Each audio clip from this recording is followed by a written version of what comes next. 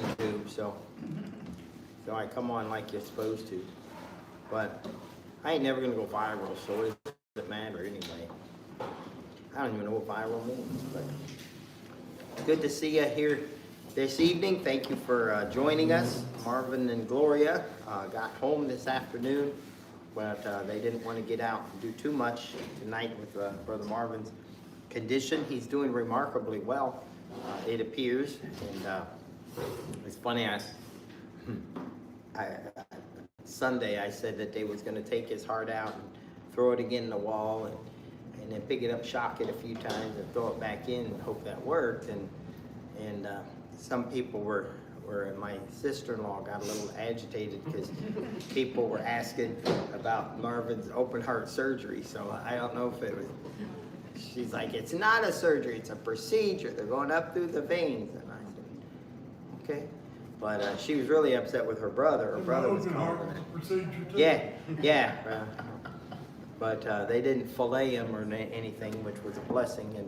And it sounds like when you're working on an 86-year-old heart, it's nerve-wracking for the family on the outside. But he seems to have rebounded real well, and so I think he's in the good side. So we're thankful for that. Appreciate the prayers.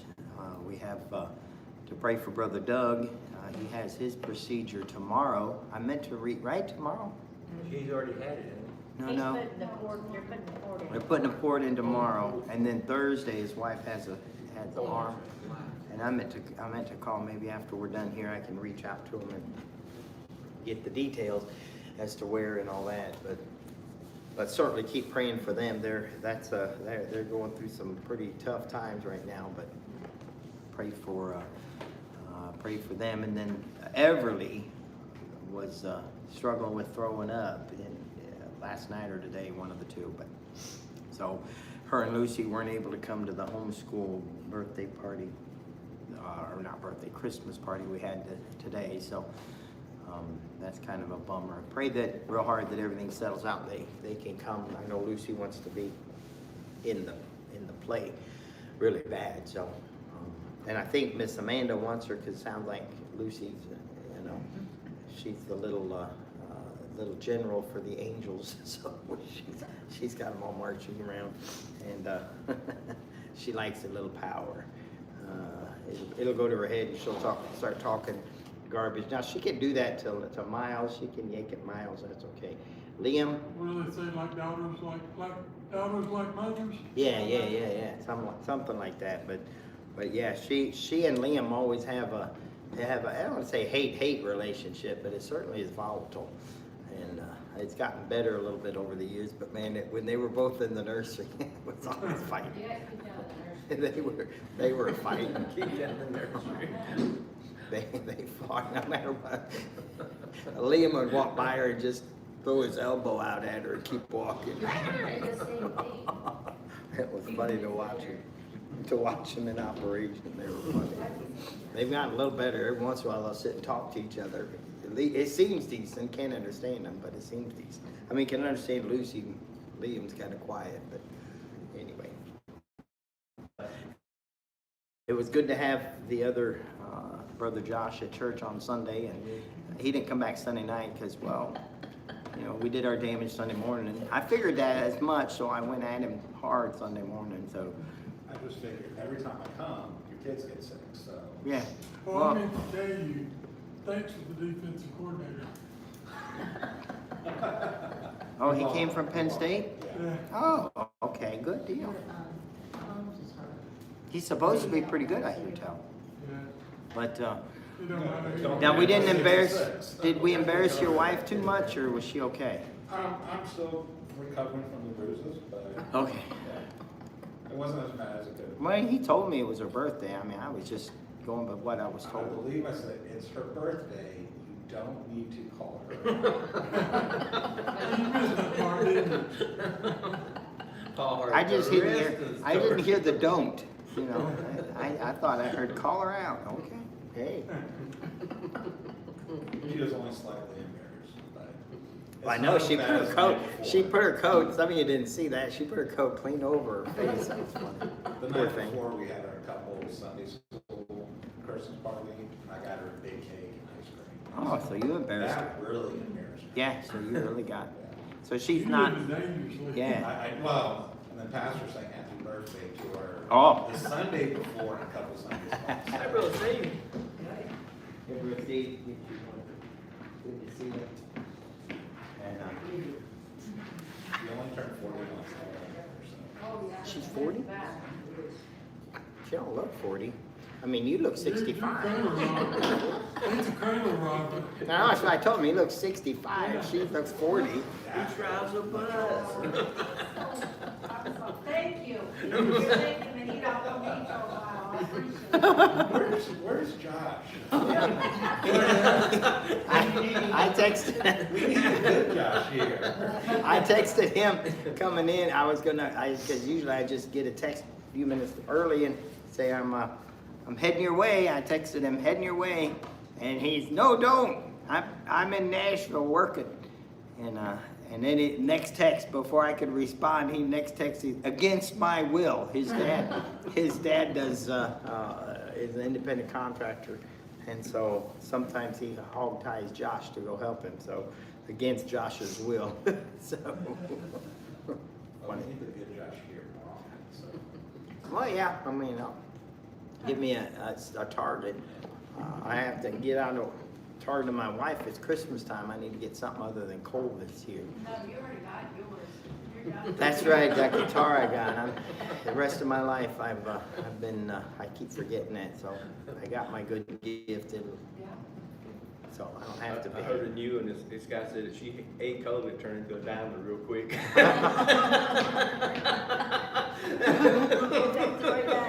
Within 3 days, it'd make a diamond. There you go. Mike, can we get started? Better do prayer request by your name. Yeah, Mom, yeah. Put me on the prayer list. Pray for the Arts and pray that everything takes with Brother Marvin.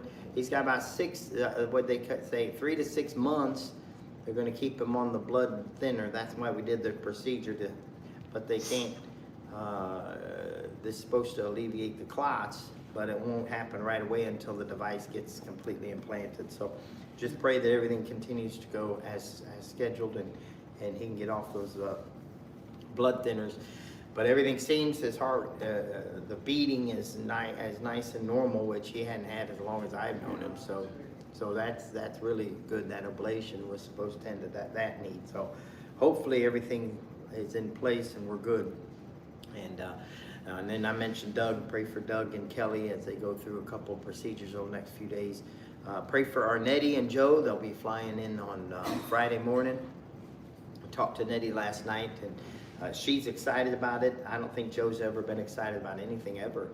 But he's you're off to me. I don't know if we could get you to meet him, but Joe he's just blah, you know. That would be worth the trip to church Sunday. Just to see Joe. To meet Joe. I'm doing junior church, so. All right. I'm just saying, Now, that if would you be, wanna see the real Joe, put him in junior. Yeah, that's true. If they want But to come visit us, I'll go to junior church. that might be an idea. Yeah, send Joe Keep over. Andy here. Yeah. Send Joe. Poor Joe. Joe is about the size of a junior church kid, but he's one of the few people shorter than me. So Nettie, my daughters were commissioned to go get someone that has hair, tall, and money. Those are the three, and Joe failed at all three. So he's short. He's got a little bit of hair. He did come clean to us. Say he's got a stash of money up in Canada when he was a kid up there. He socked some money away in Yeah, some what's the account. conversion rate? But yeah, it might be safer up there than here. I don't know. But anyway, no, Joe, they'll be here. But pray for them as they travel in. We're excited to see them, but I can't never tell them that. Laura will, but I won't. I won't tell them I'm excited for them to be here. Huh? They're great kids. I know. I wish I could take credit for raising both of them, and I didn't have no say in none of them. But are we? Live. It don't matter. Yeah, the three people watching, I'm sure, are used to what this how we start things. But anyway, pray about that. Anything else we need to pray for? I know pray for Jeannie. She's got just a couple days of school left, and then Laura's got 3 days of school driving, so pray for her. Pray for Darlene to come Yes. Wednesday night. She'd like to see that. Miss play. Darlene, pray for her and her health, and I meant to reach out to them today, and it just rained all day today, so I feel bad I haven't yet, but is she home? Yeah, she's Good, home. good, Yeah, good. that's why I'm saying she Okay. won't. She I was texted hoping. yesterday, said she got home. Good, praise the Lord. And finally got to rest from the Good. hospital. Yeah, hospital is They'll the wake last you up place. when you go to Yeah. sleep. When you go into the hospital, they'll tell you right away, you need to rest, and then they bother you every 15 minutes, and ain't no rest there, but we'll pray for her health then, for sure, yes, we'll definitely do that. All right, let's have a quick word of prayer, and we'll jump right into it. Heavenly Father, we love you. Thank you for loving us. Thank you for salvation. Thank you for an opportunity to learn about your word. And thank you for your word, Lord. What a blessing to have that in our possession. Lord, I pray that you would meet the needs of those that we mentioned. I pray that you be with the Arns and help them in the recovery phase.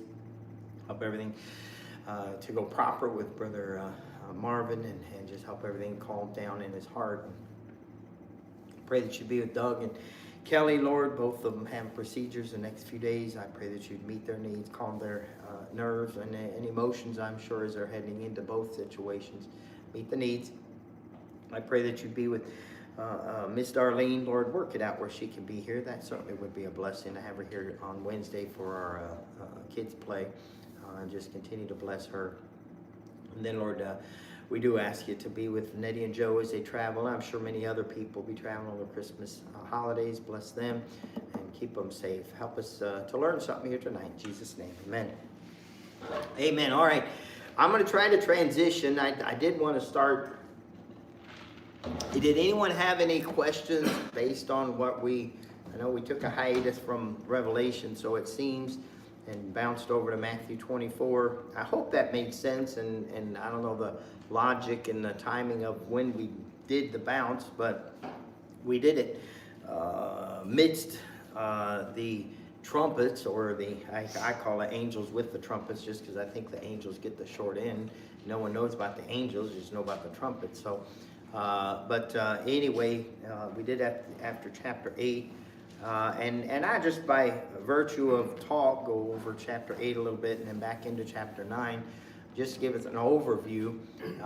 But ultimately, I think what I'm seeing, and as we're digging into this, is this aspect or portion of Revelation is remarkably bumpy. I guess that's the best way. It's like a bumpy ride.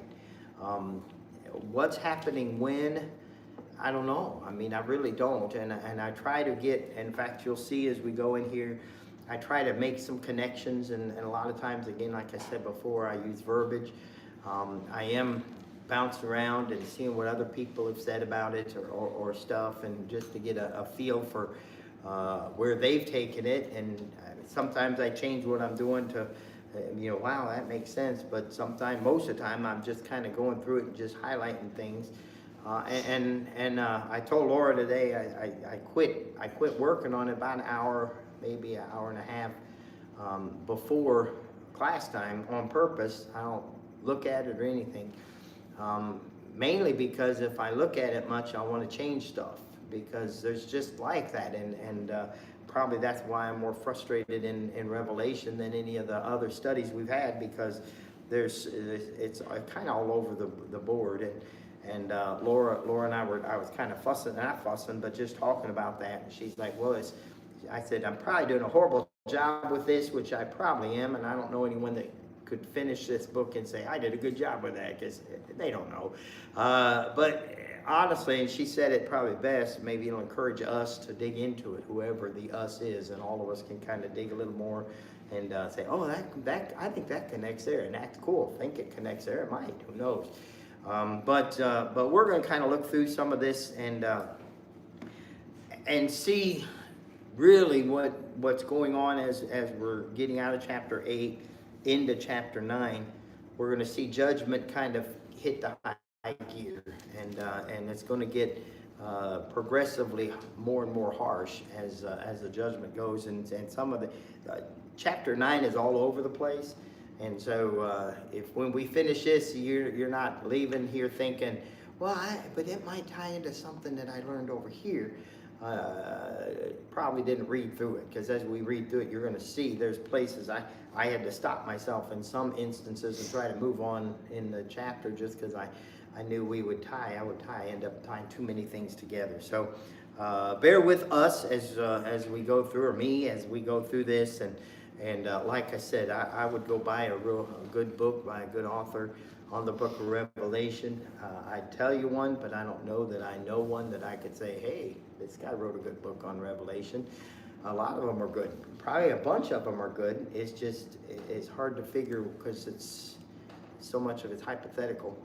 You can take an uber historical approach, and I've heard guys do that. I'm not smart enough that way in history to correlate some of the events that happened in the past with what's talked about here in Revelation.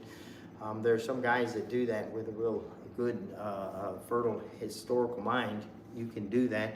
But nonetheless, any questions though? I know I rambled to start things, but that's what I do best. And I mean, we got to know what we do, right? That's what I do best, ramble. I can say a lot of words and really say nothing, and as good as anybody. But Revelation chapter 8, jump back there. The seventh seal is opened there at the beginning of Revelation 8. I put the cut down version of the outline there on Revelation 8 just to kind of get us back in thought. The seventh seal is opened. Silence followed by 7 angels. And then another angel with a golden censer. We see there in a couple of the verses there. And I gave it a point because it really doesn't fit anywhere else. But this golden censer is there, and so I mentioned it. And then letter C, the 7 angels begin to blow their trumpets. And I said at the beginning, the angels and their trumpets, I like to mention both of them, and just said it instead of just saying, most of the time you'll see this written out as the 7 trumpets, and there's nothing wrong with doing that. I feel the angels get Somebody got that. wrong, though. Yeah, that's right. I think them little angels should have some say in what there's going on. Credit to whom credit is due, right? So the 7 angels blow their trumpet. Then we have the first angel with a trumpet, and followed by hail and fire in verses 6 and 7 of chapter 8. Second angel with a trumpet burning like a mountain in Revelations 8, 8 through 9. And then the third angel with a trumpet, bitter water, follows in verses 10 and 11 of chapter 8. And then the fourth angel with a trumpet, the sun, moon, and stars are smitten in Revelation chapter 12. And Revelations 13 ends with a bold warning in verse 13 there of chapter 8. It says, and I beheld and heard the angel flying through the midst of the heavens, saying with a loud voice, woe, woe, woe to the inhabitants of the earth, by reason of the other voices of the trumpet of the 3 angels which are yet to sound. I should have left that verse in there just so you could see it, because I think there's significance in that 3 woes. You're going to see that, I think, as we get into this, that's also an aspect inside of the book of Revelations. And like I said, is the difficulty of teaching, studying, or even trying to understand the book of Revelation. We're talking about a 7-year span, this tribulation period, and we're talking about chaos, and one thing happened on another and another and another. And I don't know, this last weekend in our world, we had some pretty major events happen. We had the shooting over in Australia, I think, where we had that big shootout in Australia.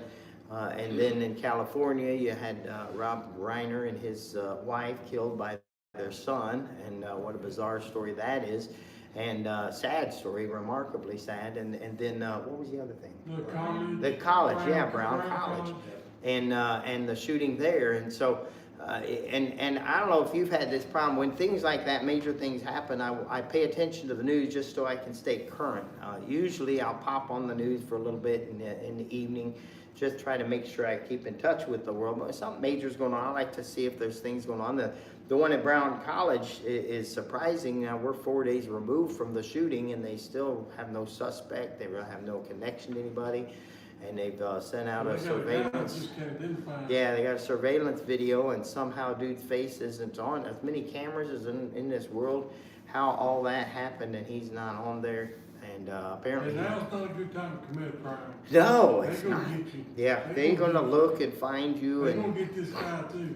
yeah, I think he's probably not gonna be a pleasant get. I'm afraid for him. But the reality is that these things happen. So when I turn the news on and on our TV, that we have like 3 or 4 different news programs, and I'll bounce from each one. I know some say, well, no, watch this news, they're right, this news and they're right, and this, I don't trust none of them.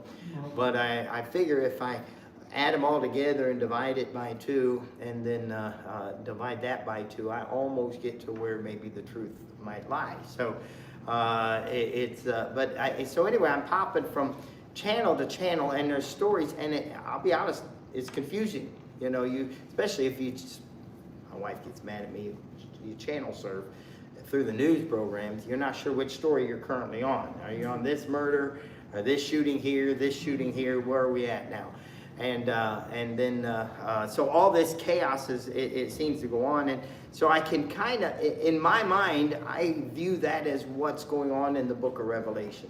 It's like taking a wood spoon and sticking it in the soup and stirring it up, stirring all the contents getting mangled together, or putting stuff in a blender and watching it just get grind all together. It's kind of what's going on here. So in our linear thinking mind, especially the way it's written, we're viewing it this way. Now, if we were making a movie of it, I think you could stack these events on top of each other. It might make more sense. But since it's written out, and since we are traditionalists and we have to, everything's got to fall in its place, Revelation doesn't really fall into place.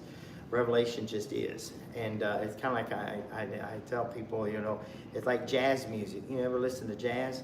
Jazz has no intro to the music and no ending to the music. It just is. It's the weirdest style of music. It's just there, and it's a fun style, but it's just there. And I think that's kind of what's going on here. This event is just happening, and there's judgment after judgment, and one thing's going on and another. And if I'm confused after a weekend like we had with the problems we had in our world and the news and trying to keep up with it, imagine what it's going to be like for these people living through this mess as this stuff happens. There's no correlation as to time frame real well. I know it's a 3.5 years. I say that, and I know people are if there were anybody watching, they would say, oh, wait a minute, Brother Dusty, I know that in the 3rd month of the 1st year, this is going to happen. Nobody knows that.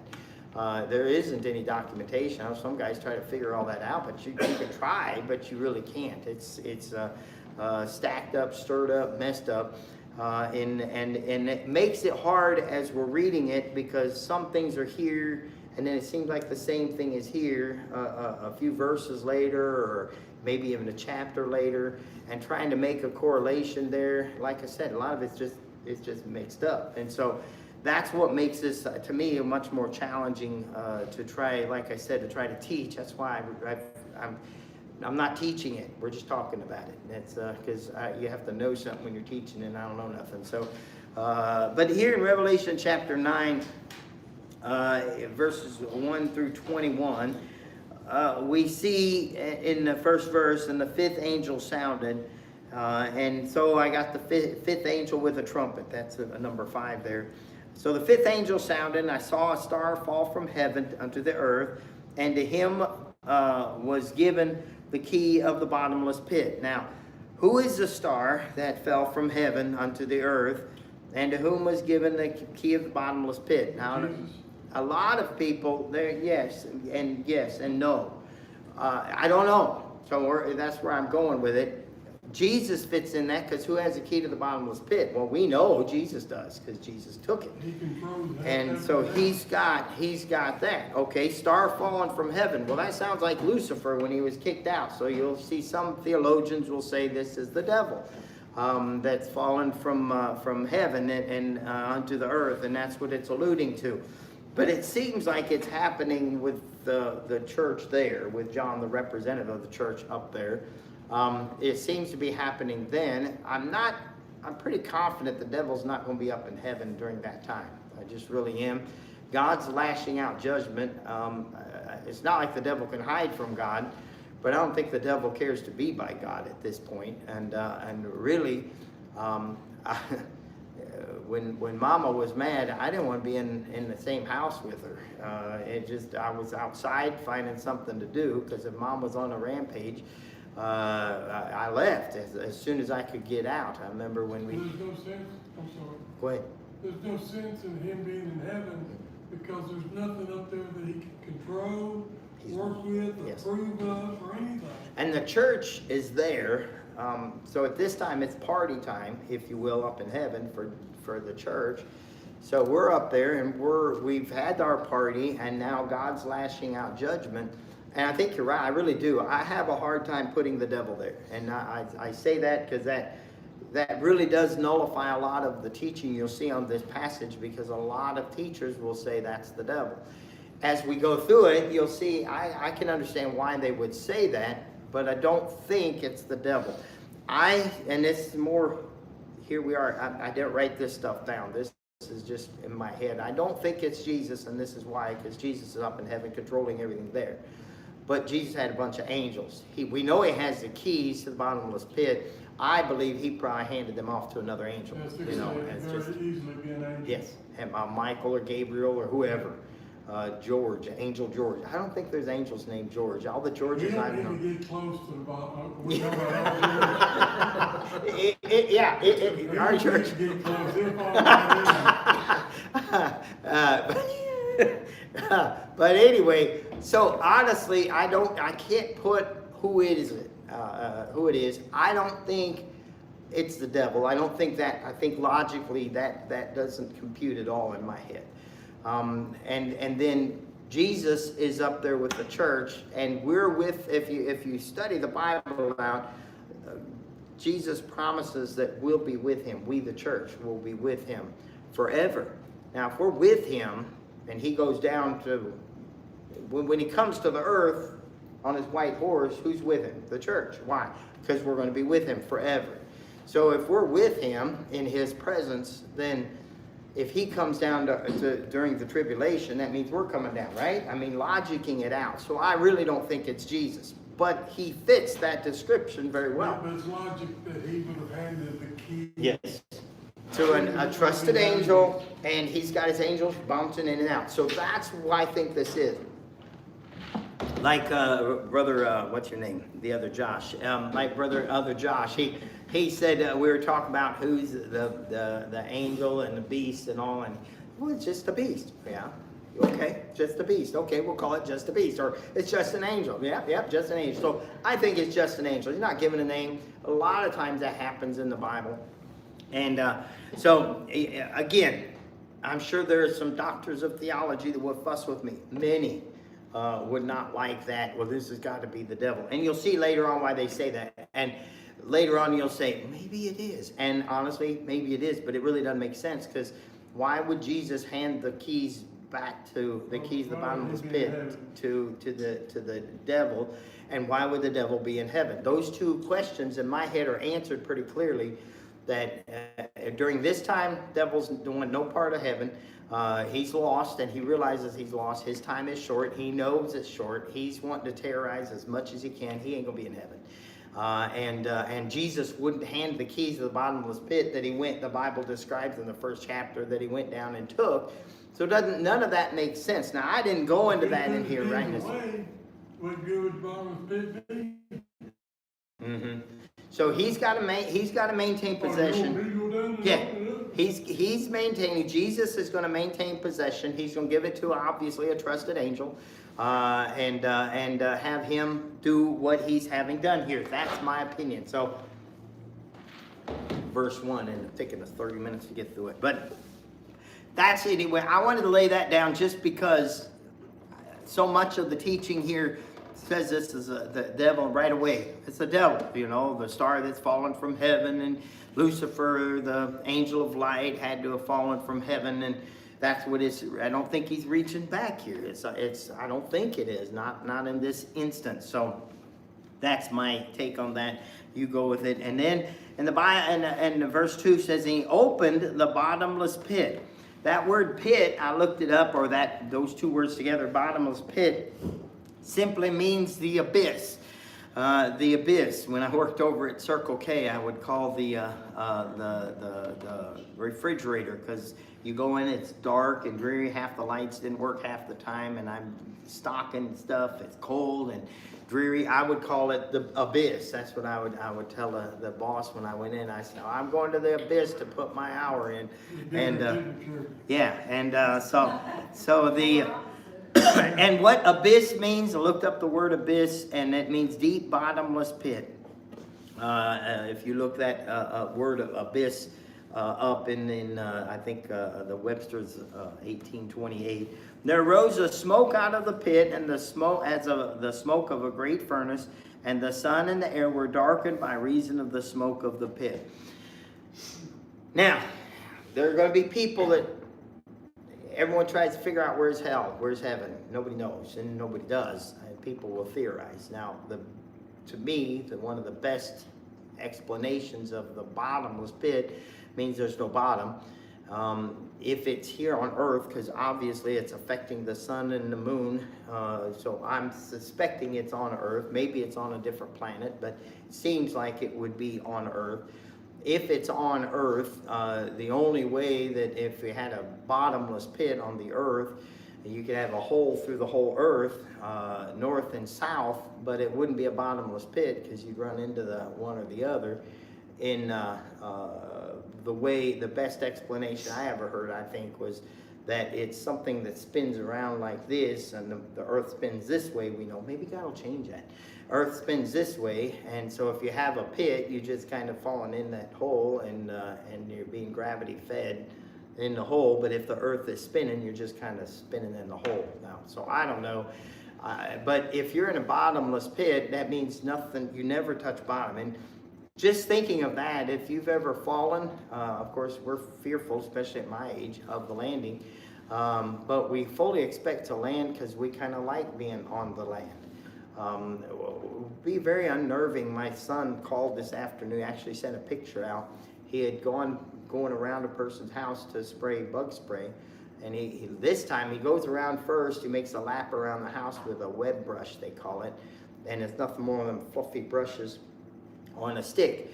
And he goes around, extends out, and it gets the roof. He was going around this house, got right by their air conditioner, stepped, and both of his feet went down, and he caught his that pole that he had, that web brush.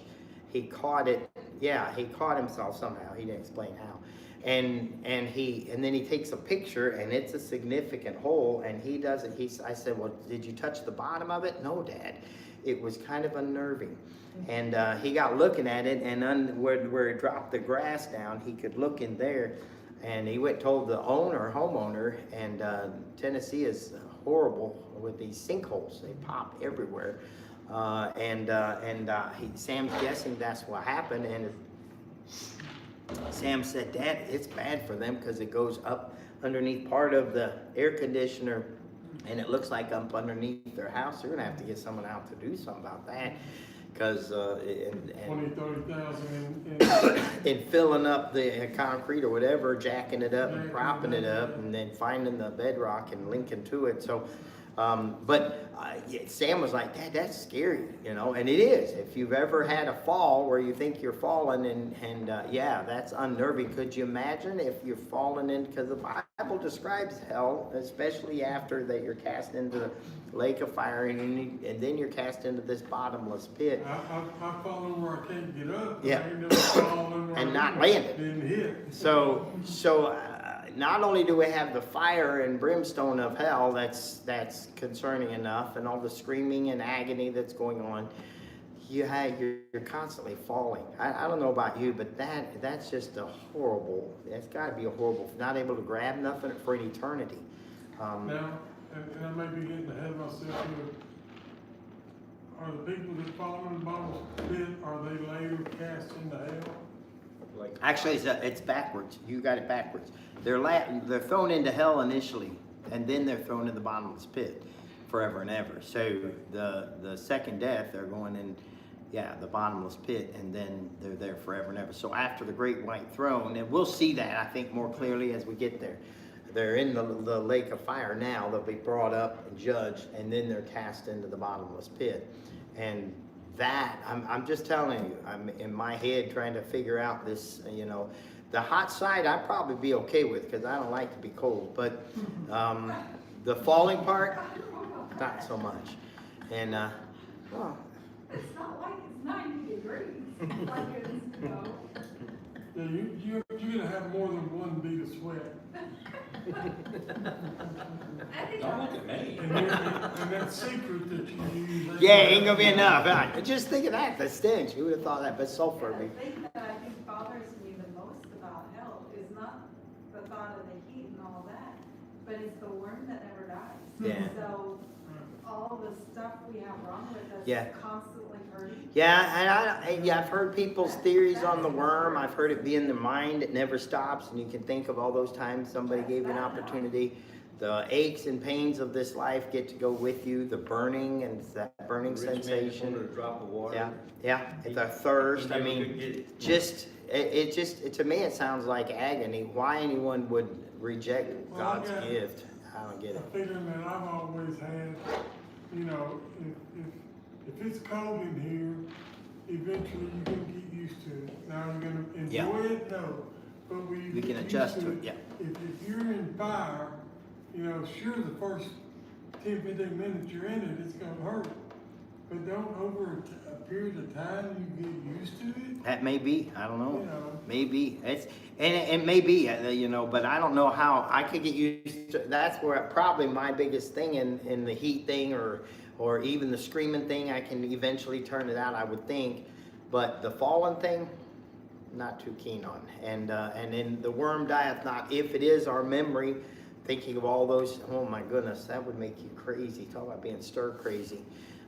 So hell there's nothing. I remember talking to a lady at her door. I knocked and asked her if she knew for sure she was going to heaven. I don't want to go to heaven. I want to go to hell. That's where my husband is.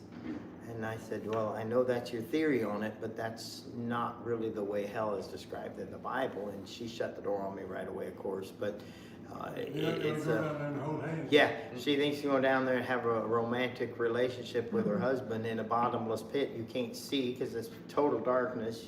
You're going to be in agony. You're going to be falling constantly. I mean, you start listing the things. I'm thinking of her husband in hell is going to be just like the rich man asking for a drop of water. He ain't going his wife there. He wants you to go to heaven, but she wouldn't give me a chance. But honestly, there are people that's the way they think about it. Unfortunately, that's their theory, and it's scary. So the bottomless pit is here, and the smoke of it and all that happens is so messed up that it darkens the sun and the moon. The air's filled, and we've seen that. We've seen that in the California fires. I think Canada had a bunch of fires this year and brought a lot of their soot down over top of us, and we had a haze for a few days during the summer. So we've seen aspects of that, but man, what a nasty place. If when he opens it, it fills with that. And then verse number 3, and there came out of the smoke locusts upon the earth, and unto them was given power as the scorpions of the earth have power. And it was commanded that they should not hurt the grass of the earth, neither any green thing, neither any tree. So I put letter A there. I put unnatural locust. Unnatural because that last statement in verse 4 says, and they should not hurt the grass of the earth. Well, what do locusts eat? The whole grass. Or any green thing. What do locusts devour? Green things. That's what they do. And yet they're not allowed to. So remarkably, I looked up that term locust, and it means, well, locust. So every once in a while I like to throw them at you, because I know some of you like, I want the deeper meaning of the Bible, and there it is. Deeper meaning of locust is, well, locust. And then that scorpions is, that the Greek word serpo means to pierce. Pierce. So like, if you will, the stinging, the pointy stinger of that. Has any of you ever been stung by a scorpion? Anyone here? Oh, no. I have, and my lovely wife has. I got stabbed. I was at Grandpa's house in Oklahoma, barefoot, went into the garage, or into the kitchen. I went in the kitchen, and I stepped on a scorpion. He's living in Duncan, Oklahoma, and it whacked my toe. You could see the mark on, I mean, like a big old circle on my toe. And I'm telling you, it was like a wasp times a million. And I went from flat-footed, and I'm not a big dude. I went from flat-footed on the kitchen floor up onto the kitchen countertop. My feet were up there. How I jumped that high? Because I can't jump. It shot me. I mean, it was like through my whole body. And I let out a whoop, you know, and then the mom comes running. And, what happened? Something got me. And there's a little scorpion running. And you went back to their house on other time? Well, I was living with mom and dad. I have no choice. But then my poor wife. That'd be time to move out. Did you ever go barefoot? Probably not. Now that may be why I never go barefoot to this day. But then we went to, we lived with mom and dad after I'd gotten sick. We were forced out of our house. Laura and I were married. We stayed with mom and dad, stayed on their hide-a-bed for about a week or two. And then I came up with the idea. They had it sounds silly, but they had a laundry room. Washer and dryer was here, and then they had a whole bunch of floor there, floor space. And I asked Ma if I could put a mattress down in there, Lord, I could have some privacy, because we were like in the hide-a-bed in the kitchen, in the living room. And so, yeah, Mom and Dad would get up to come out to work, and we're trying to sleep.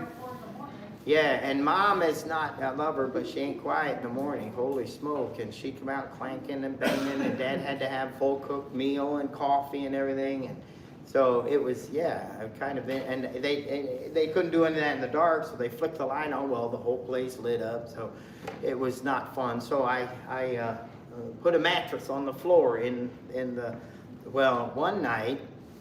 My wife is a screamer. She's remarkably capable of screaming. That's a little bit too much. I promise. No, I mean, if you move, go into the room, and she's like in the hallway. When we first got married, I scared the fool out of her all the time. I'd just be in the house, come out of a room, and she'd go, "Ah!" when she'd see me. She's gotten over that part of it a little bit, but I dead asleep in the middle of the night, and she started screaming like that, just bloody murder in this little bitty room. So it's echoing in my head, and I'm getting up, wrestling the sheets, trying to kill something, and she's up there beating herself, and I'm like, you know, this girl's gone stir crazy, you know. And come to find out, scorpion. We live in South Texas. They were little bitty dudes. And one of them had gotten in her nightie and stabbed her, I think 7 times, I think is what we found. Wow. That it zinged her 7 times. And we took her to the hospital, and they looked at her and said, well, it'll hurt for a while, but the scorpions around here don't do nothing but hurt you. It'll be all right. Yeah, but she got all tight there. Not in Texas, they're not. And some of them are real little. So, I mean, it's funny, they're real little. Yeah, there's not many in Texas that do have. It's kind of like a wasp sting. It was a good zap. But in like Africa or South America, they have some real bigs that will kill you, you know, things. But these ones, they just hurt. It just hurts really bad. And I'm telling you, you don't want to go there. Just highly recommend it. Me, as a 12, 13-year-old kid, I can tell you don't want to go there. Laura was older than that, and this ear is still deaf thanks to that night.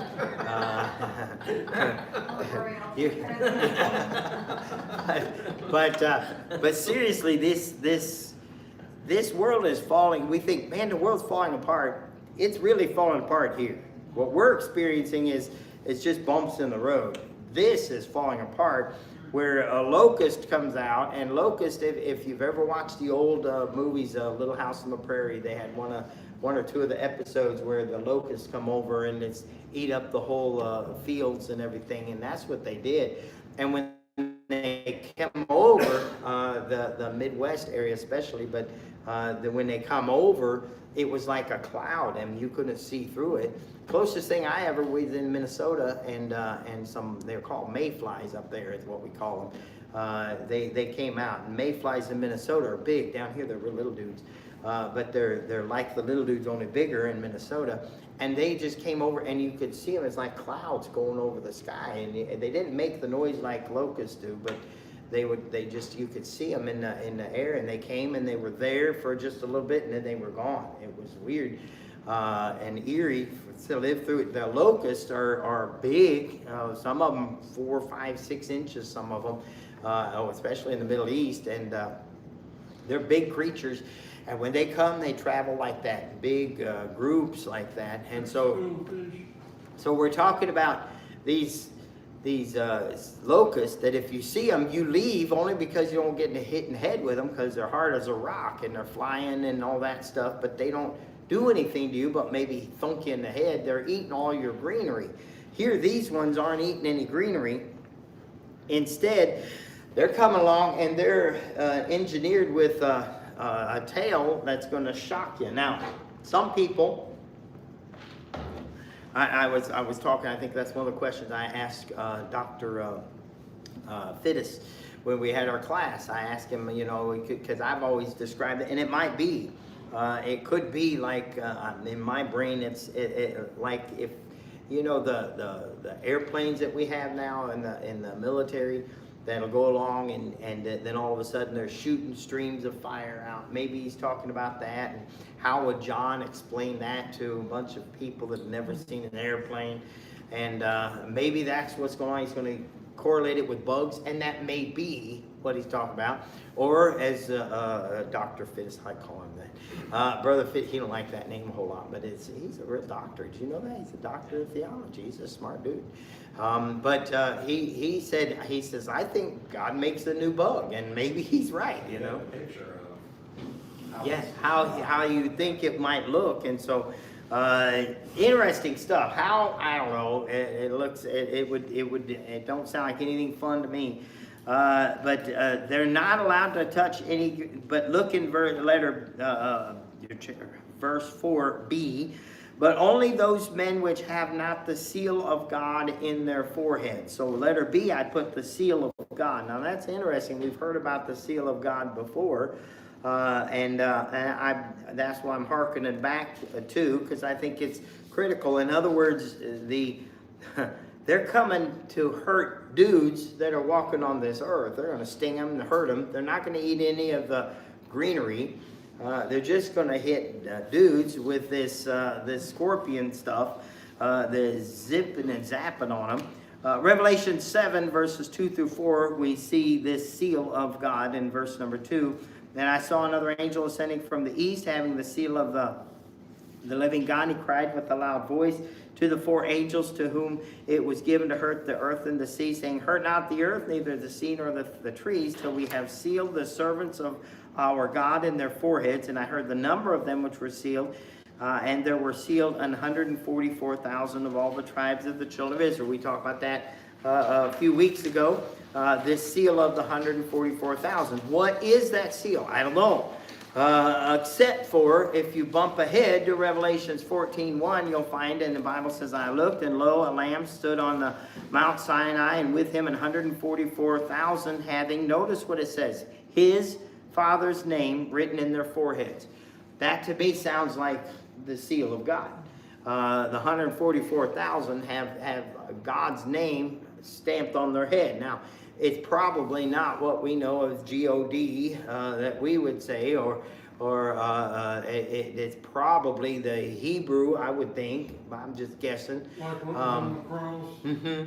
I'm thinking that, but I don't know. But it sounds like that God here in Revelations 14 allows us to see that this seal is going to be, and it might be, God forbid if it's a tattoo, what are people going to say to that, you know?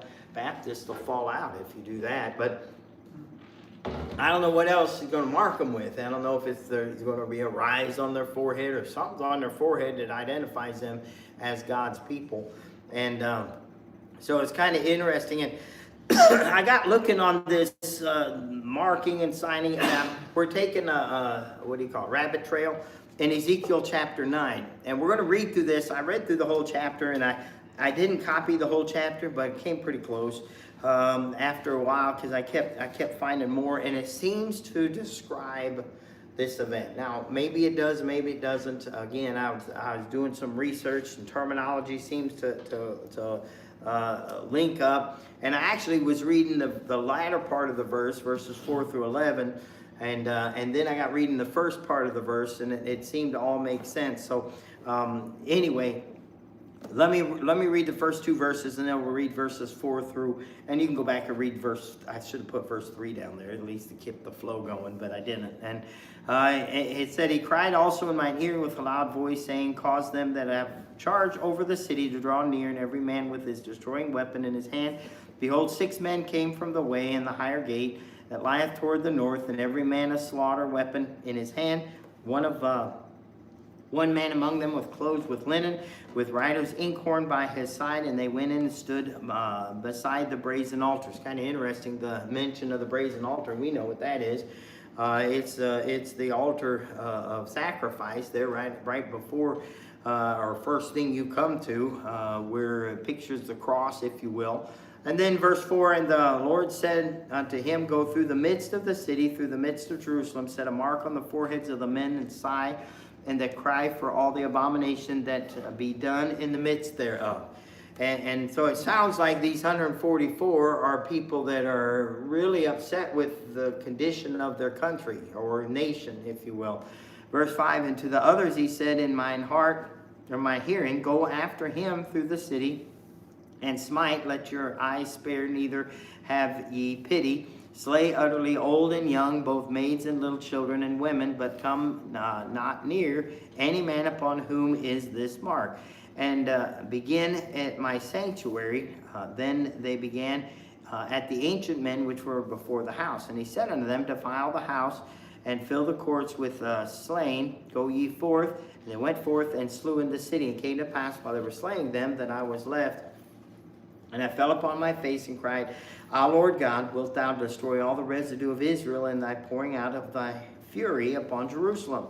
He said unto me, the iniquity of the house of Israel and Judah is exceeding great, and the land is full of blood, and the city full of perverseness. That word perverseness meaning distortion. For they say, the Lord hath forsaken the earth, and the Lord seeth not. And as for me, also mine eye shall not spare, neither will I have pity, but I will recompense their way upon their heads. That word recompense simply means to apply. He's going to put it toward them.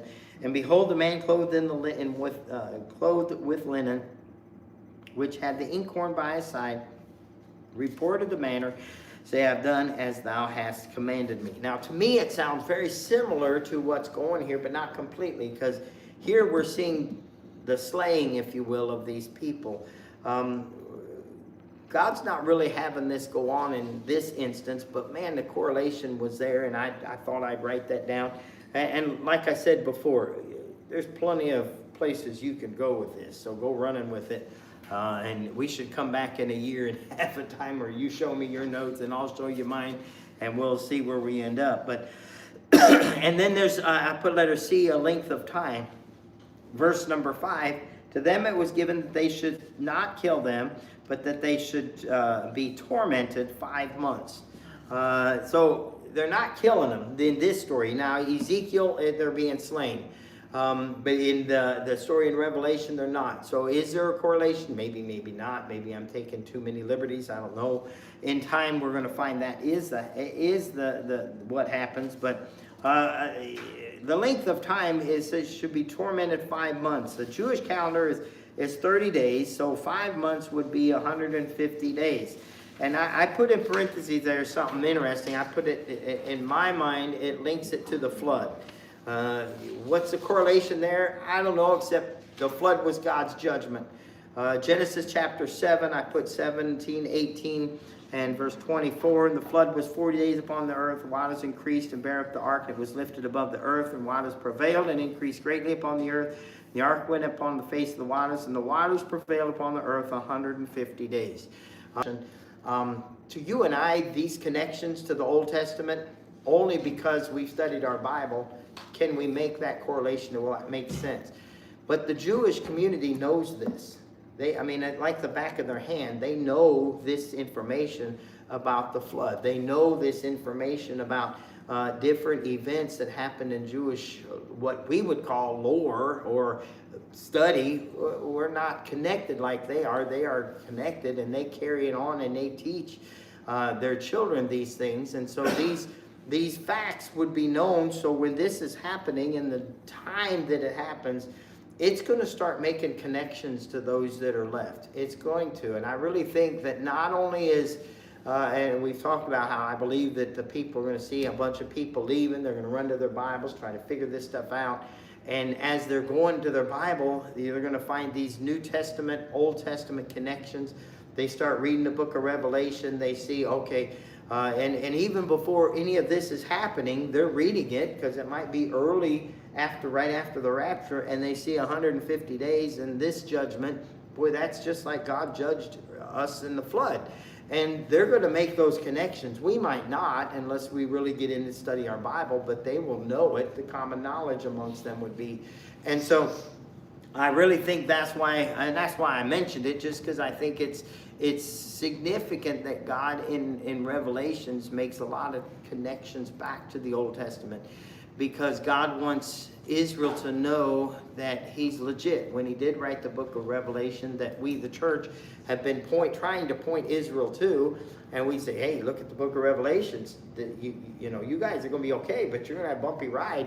If you get saved, you could avoid the bumps, and they don't want to, and they keep rejecting it.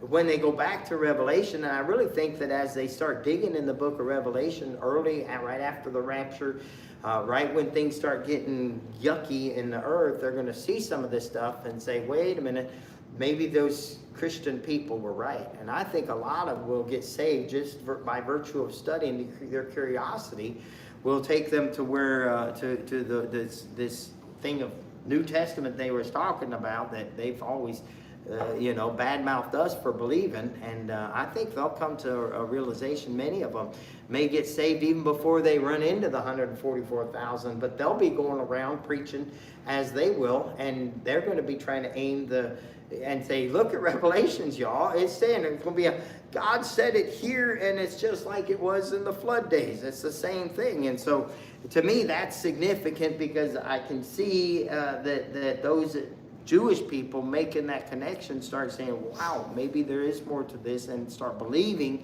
what those 144,000. That's why I think a lot will be saved during that period, because they're going to start making these connections and start understanding. And then the latter part of verse 5 says, and their torment was a torment of a scorpion when he striketh a man. And I put letter D, tormented of by scorpions. Again, I gave you Laura and my horror stories from being attacked by a scorpion, and just let me tell you, nothing. I've been stung by wasp. I've been stung by bees. I've cut my finger off. I've broken my foot. I've broken my kneecap. I broke my hand. Getting stung by a scorpion, dude, I'm telling you, it lit me up. Instantaneous, wow. And the broken ankle, it hurt.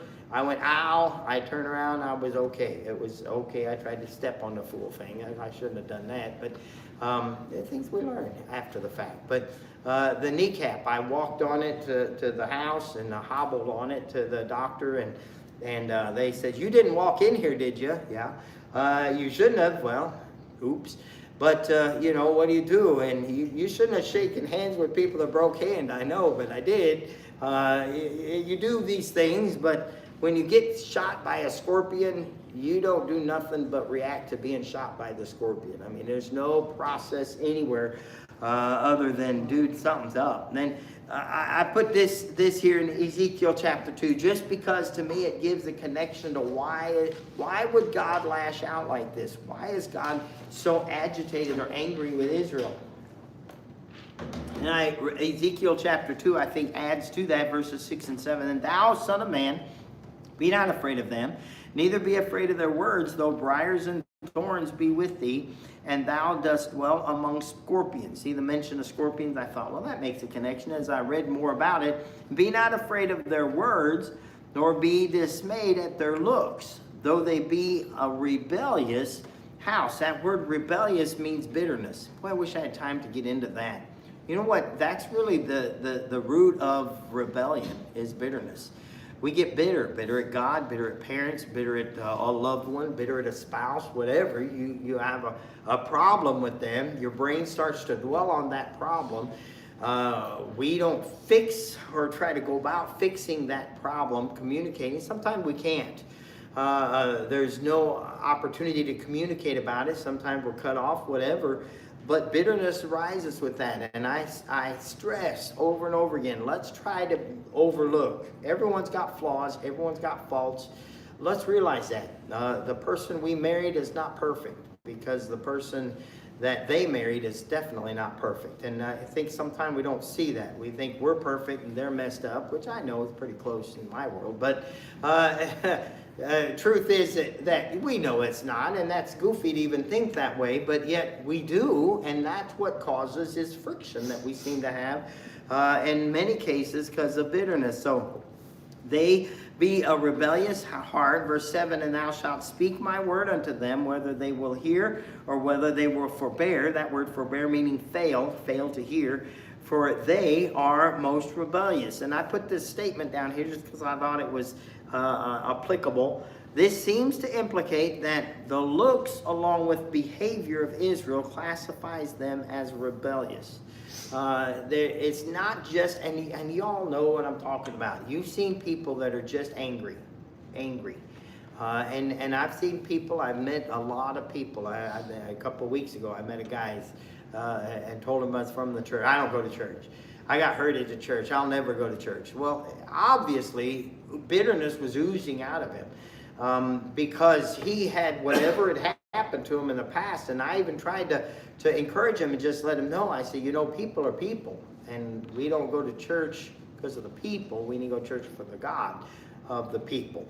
But, he's caught up in that. And it's a good thing I had the twins with me because that softened the blow. And he let us at least talk what little bit I talked. But without the twins, it's not going to happen. I could tell, just the demeanor. And so what he's saying here is not only, because he says their looks, and at the end of verse 6, their looks take part in this. And you can see somebody when they're oozing with rebellion, anger. They're just angry. I have to battle that because Laura will tell you that I can get that bitter look about me. If I don't feel good, she's like, I don't like it when you don't feel good because you're just frowning, and I don't mean to be frowning. On the road and find bitterness. Yeah, it's all over the place on the roads in Murfreesboro, no doubt.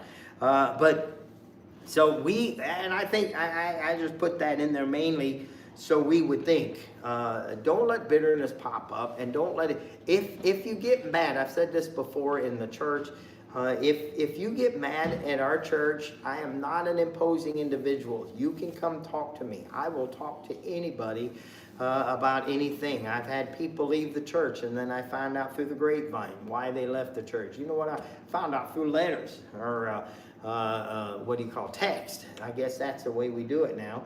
Back in my day, if you had a problem, you went to a man and you looked him in the eyeball and you told him your problem. Right? That's kind of how I roll. But in our new world, we just kick a text out. That's good enough. Anyway, I'm not going to say nothing too bad, but I think that, would you send, if you mad at me, would you send a text, or would you come up and say, hey, Brother Dusty, I think you and I need to talk?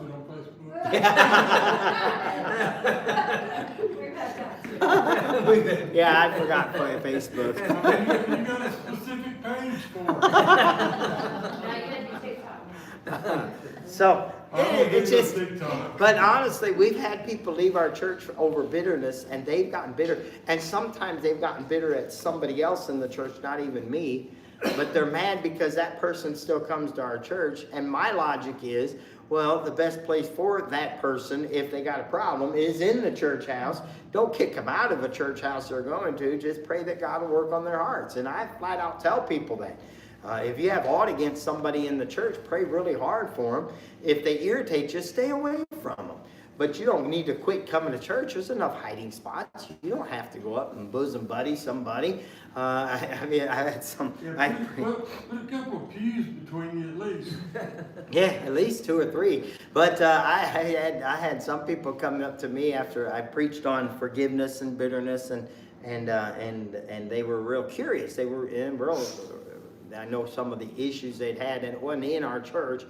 And they came up to me and they said, "Now, I have a problem, and I'm trying to forgive him, and I know I need to, but I don't know about, getting around him and stuff." And I said, "Oh, wait, you don't misinterpret forgiveness. I'm not talking about bosom buddies. I'm talking about forgiveness. Forgiveness means I'm not going to hold you responsible for your actions. That's basically what forgiveness is. I'm going to realize you're human, you're agitated, angry, whatever you did to me with what you did to me. I'm going to let go of that, and I'm not going to dwell on that. That's me forgiving you. What you do with that is your business. Now, just because I forgave you doesn't mean I'm going to forget what you did and go up close to you and let you zap me again. I'll probably keep a distance between you and me, and I'm not going to be your bosom buddy. Forgiveness doesn't mean that we're going to go live together and have a family relationship. It may not be that way. You may be related family-wise, but you may not want to be related friend-wise. You know what I'm saying?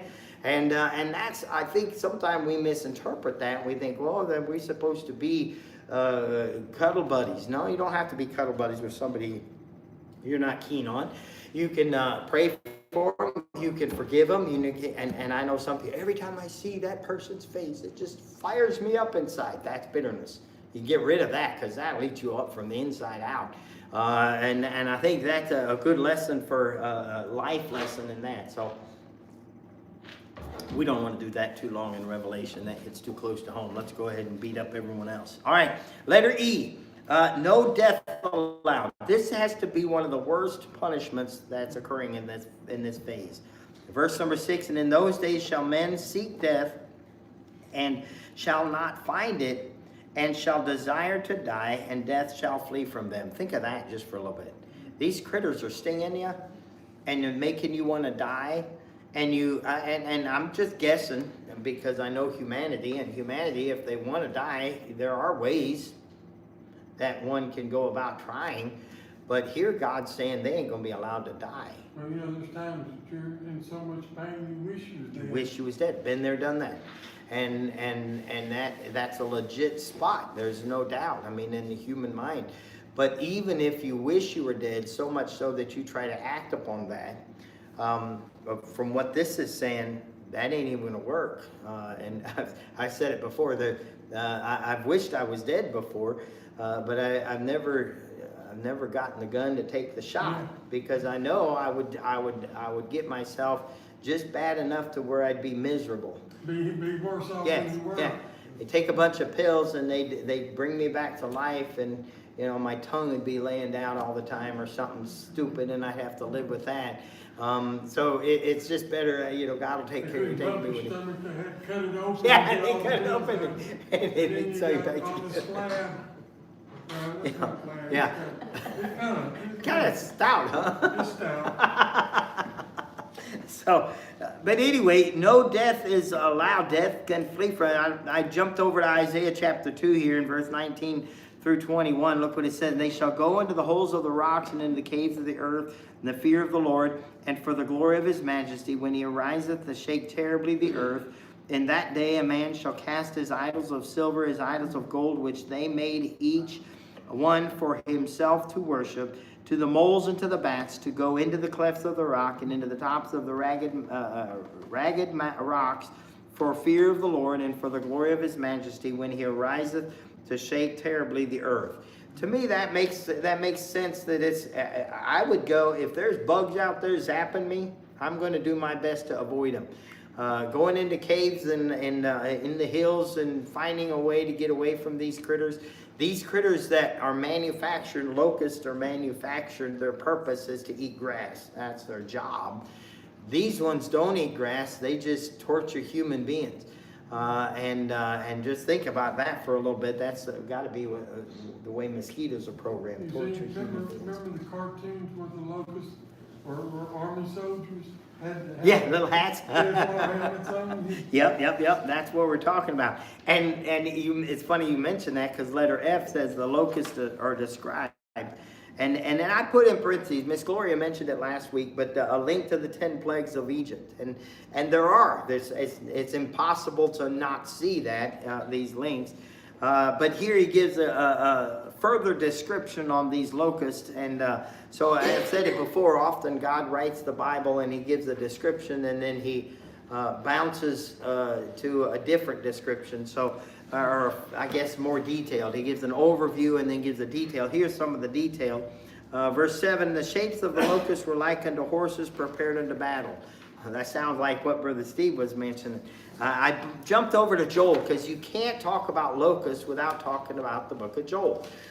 Joel, it talks about, and we'll see as we go through here in Joel chapter 1, that which the palmer worm, hath left. I put an ER on the end of that.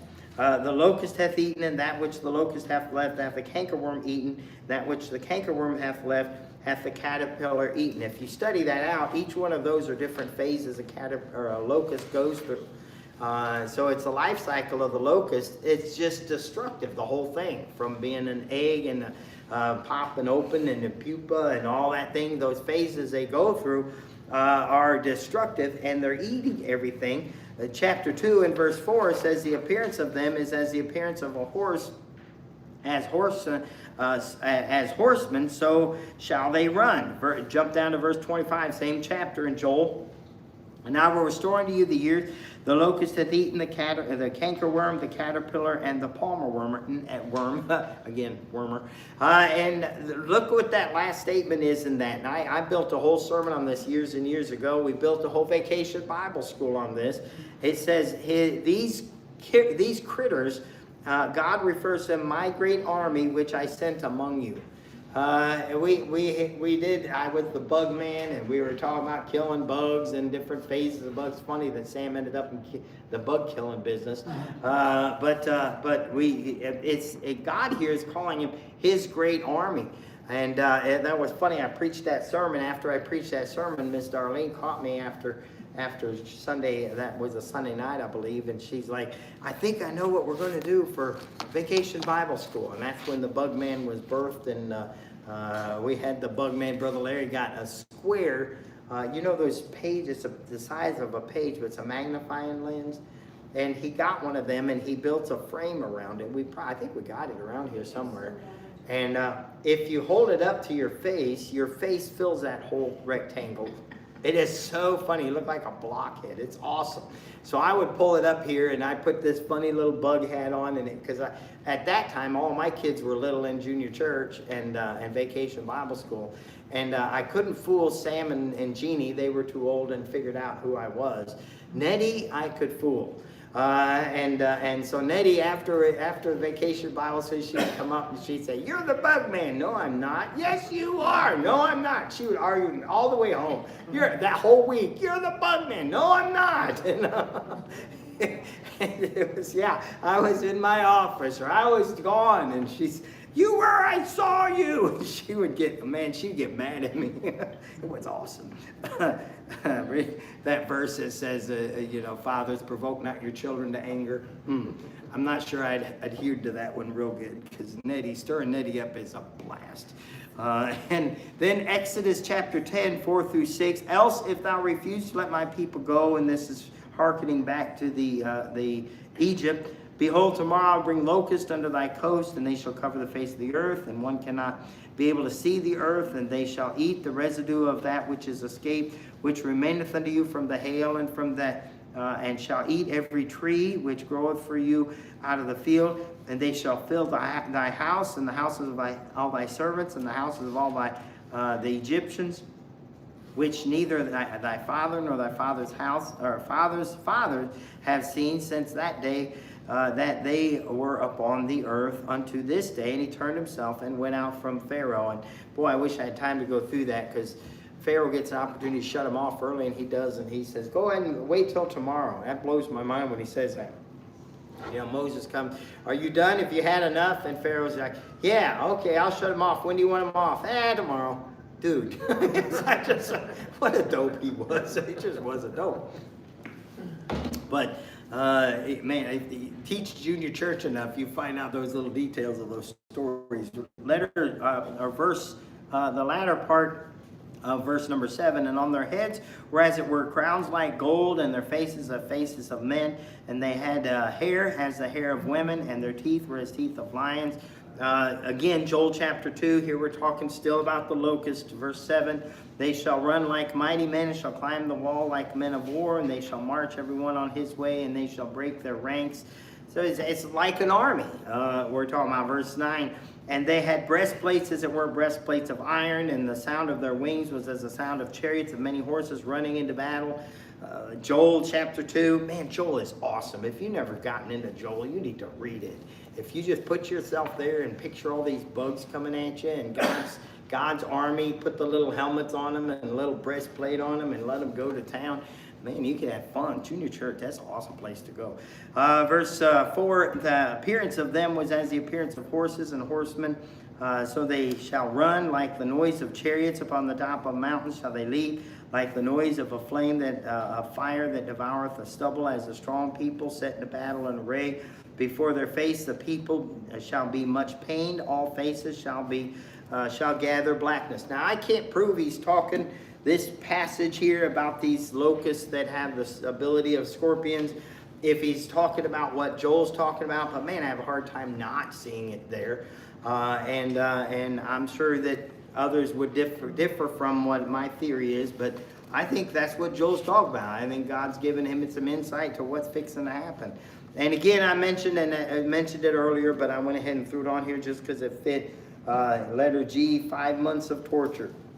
And they had tails like scorpions, and there were stings in their tails, and their power was to hurt men 5 months. Again, and I went through that explanation there, and those verses in Genesis. I just put them in there twice so you couldn't get confused there.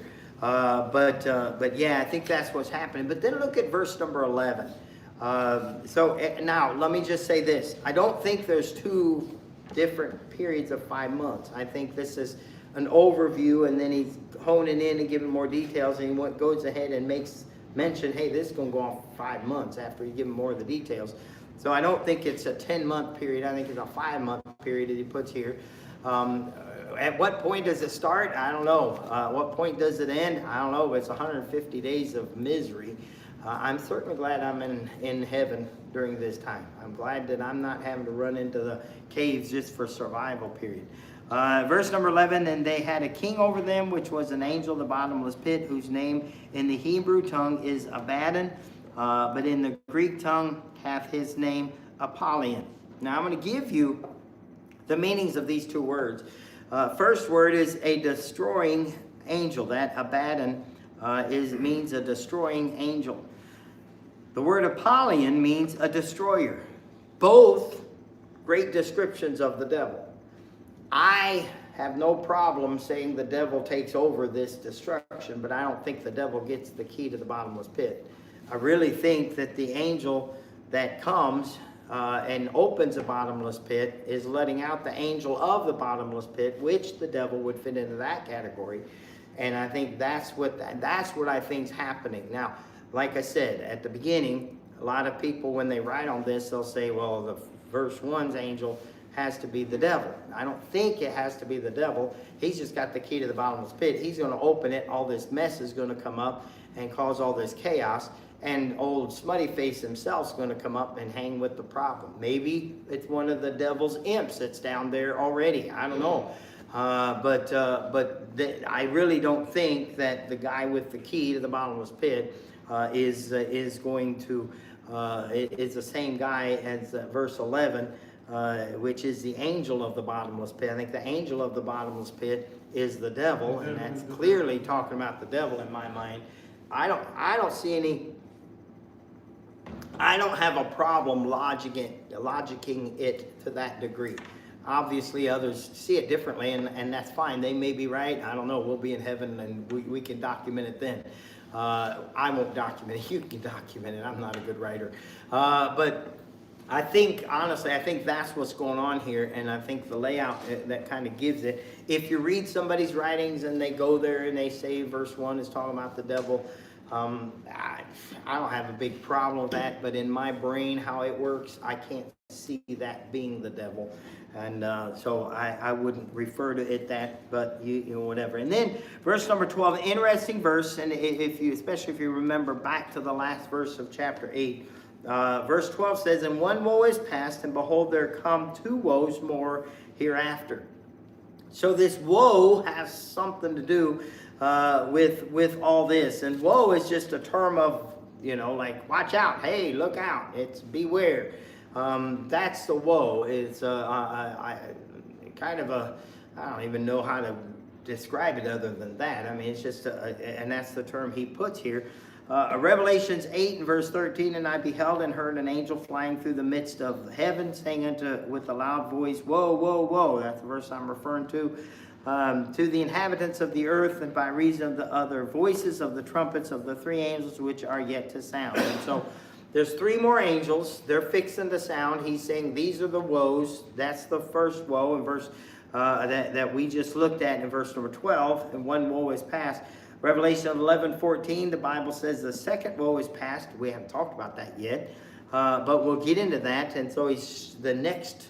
So apparently these three angels that are going to sound their trumpets are the three woes. So it's at the end of these seven trumpets. You got seven trumpets. The last three, you have the woes attached to them. So there's seven, what's that, 5, 6, and 7, that are angels with a trumpet and a woe. How about that? So if that's the way you can remember it, that's kind of what's going on here. So as we go through the next trumpets, angels with the trumpets, you're going to find there's the woe attached to them. Let's see, there's the third woe comes quickly.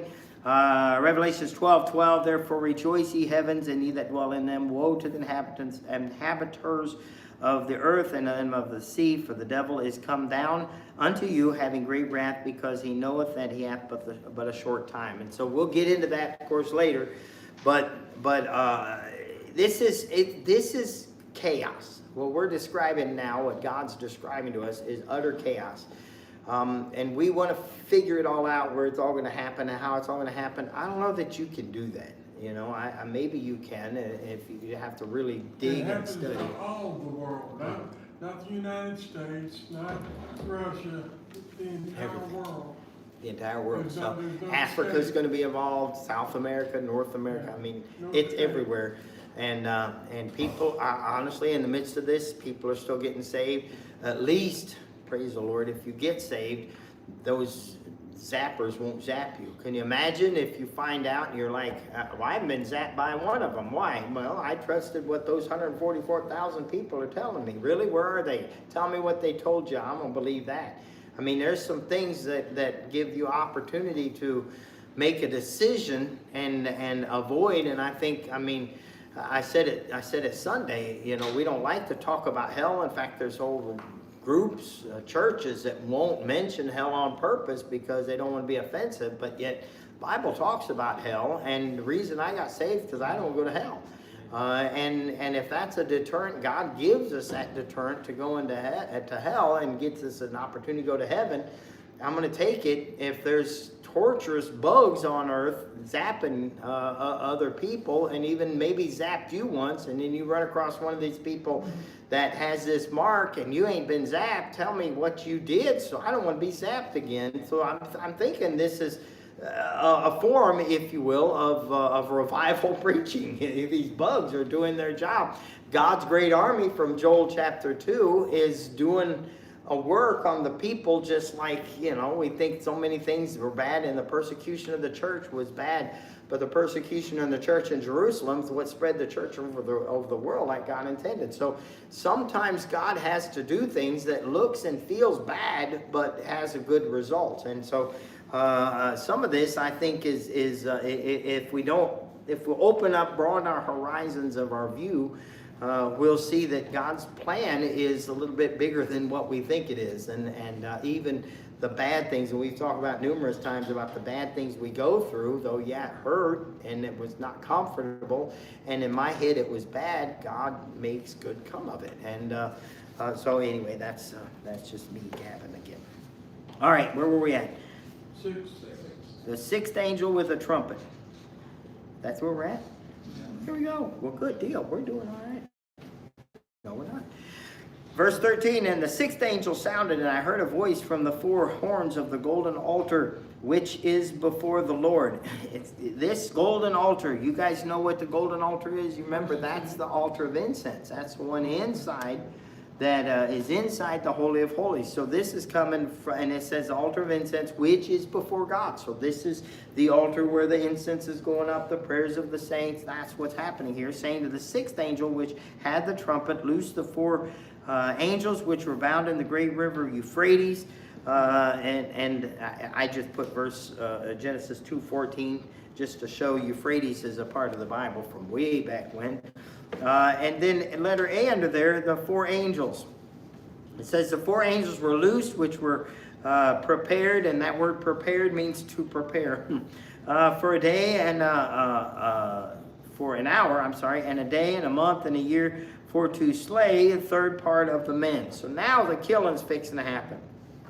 And the fifth trumpet, an angel, there wasn't no killing, just torture going on. Now this angel's coming out to slay. And letter B, army of horsemen, and it says verse 16, the number of the army of the horsemen were 200,000, and I heard the number of them. That word thousand means myriad. That word myriad means, and I wrote a little note under there, a myriad is 10,000 in the Greek language. Or if you will, there'll be 200 million or 20,000 brigades of 10,000 each is what what's he say there? 100,000, that statement, thousands gives us, and there's two before, so 200 million or 20,000 brigades of 10,000 each. That's a big army. I mean, we're talking a lot is going on here. In verse 17, and thus I saw the horses in a vision, and them that sat on them, having a breastplate of fire and a jacinth, I guess is how you should say that, a brimstone, and the heads of the horses were as heads of lions, and out of their mouths issued fire and smoke and brimstone. That word jacinth is a deep blue stone. Brimstone is sulfur. That's really the best definition I can find. And then by these, verse 18, by these three was a third part of men killed. So I put letter C, a third of men were killed. They're killed by fire and by smoke and by brimstone, which issued out of their mouth. And then I put in here just to remind us, and I probably should have done better, 1/4 or 25% of humanity is killed under the fourth seal back in time. 1/3 now is killed under this seventh trumpet, adding up to over half of the world's populations dying during these judgments. And again, all this killing, the transfer of the church leaving the earth, the world's population is dwindled by a significant amount at this point. So half of the people remaining on this earth, the Christians are gone, and so the earth population is dwindled. So those people worried about we're being overpopulated, don't worry, God will fix that real quick. So, and if you think we're overpopulated, go out to Woodbury. And just that road from here to Woodbury, there's a lot of spaces where ain't nobody, and we ain't overpopulated. Everyone wants to live in New York City. That shows the lack of intelligence of those people. And if they want to stack themselves on top of each other, or go to Japan and stack themselves up on, that's their business, but there's places out in Woodbury. Go and find you a spot in Woodbury and settle up. Anyway, verse 19. For their power was in their mouths and in their tails, for their tails were like unto serpents that and had heads, and with them they do hurt. I looked up the word serpents. It means a snake. Do hurt means to injure. Is that talking about a critter? Maybe. Is it talking about modern warfare? Maybe. Can you see something fitting into that description? Pretty easy. You see, there's boats that our army is destroying. Those drug boats that are zipping around in what is it, Venezuela or whatever. And we're taking them out. If you look on there, it kind of looks like there's a snake, something zipping through the air and firing and stuff. So which one is it? I don't know. Both of them fit there. We'll find out when we get to be in heaven and watch all this happen. Letter D, this is probably the saddest statement here. Letter D, men still refuse to repent. Look what these next few verses say in verse 20. And the rest of men which were not killed by these plagues, yet repented not of the works of their hands. They should not worship they should not worship devils and idols of gold and silver and brass and stone and of wood, which neither can see, nor can hear, nor can walk. Again, God's remarkable. We heard his frustration through the book of Isaiah at people believing into something that had no ability to move itself, had no ability to breathe, walk, or talk. It just frustrated him. Verse 21, neither repented they of their murders, of their sorceries, nor of their fornication, nor of their thefts. And just a puzzling statement there. How thick can a man be? How rebellious can a man be? And it's laid out pretty clearly there. That's my take, if you will, on chapter 9. If you give me a couple of days and some time to focus on it, I'm sure I'd write up a whole different set of notes for chapter 9.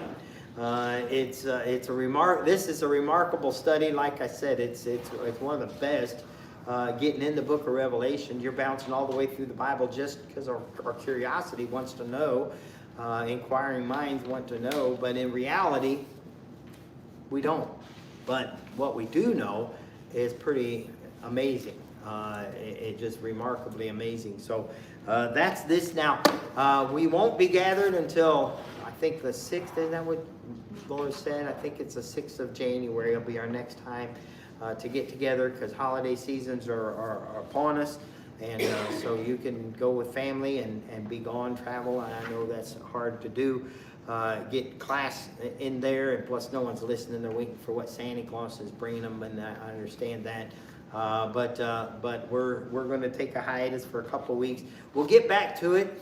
I think we'll start with chapter 10. I don't know where it's going to lead us. It's going to be kind of a fun ride, but like I said, this is kind of like being in a blender. It's chaotic, and I apologize that I don't know more clearly what it is, but God didn't give me insight any more than he gave you. It's in the book. A bottomless pit blender. Yes, bottomless. Oh, yeah. Yeah, we've added a new dimension to it, right? Yeah, figure this out. So we're going through it together. Are we figuring anything out? I don't know. It's kind of cool what we're going through. I think we're learning some things, maybe some things to affect or help our lives. But to put concrete and say this is happening and this is how and this is why, I'm not that guy. So other guys will do that, and that's their prerogative. I'm hesitant to try that, but I do appreciate y'all's faithfulness, and we'll get back to it on the 6th, and we'll pick up and see where it gets us. I'm pretty sure we'll be able to finish the book of Revelation by the end of our time, by the end of the school year. We're right on chapter 9, going into chapter 10. That really fits pretty clear to what close to what I was hoping we'd do. So we're not too far off, and hopefully we'll finish the whole book. But been an intriguing study thus far, and I don't think it's going to be any less intriguing as we continue. Let's pray. Heavenly Father, we love you. We thank you for your word, and Lord. Though a lot of this we don't understand, we're granting you your position of God. And we're just going to assume you know what you're doing. You describe it to us. Our little brains can't handle it. But Lord, we're trying to figure it out and correlate it with your word. And what we can make connections and what we can see is pretty amazing. That you would tie it all together way back to even creation and back to the flood in the book, early chapters of the Bible. And all throughout we can see connections of your word linking up and giving us insight to what's going on. And I think trying to point your people to a saving knowledge of Jesus. Lord, help us realize we've got that, and help us be thankful for that. Help us not get bogged down into what we don't know in the book of Revelation, but help us to rejoice over what we do and be encouraged that you've got this under control and you're taking care of it and you're in charge. Bless us as we go. Bring us back, I pray, in a couple weeks and help everyone to be safe and happy, have good, fun times through the holidays. Encourage and bring us back the next time so we can learn more about your word. Bless us, I pray, in Jesus' name. Amen. Thank you very much. You are dismissed. We're gonna go to Firehouse Subs. Y'all like to do it? You want to go to Firehouse? If you want to. Yeah, why don't we go to Firehouse? Yeah, we'll go to Firehouse. I ain't been there. He's talking about those. Forgiven, forgoing the Taco Bell. Ooh. Y'all, I'm looking forward. What are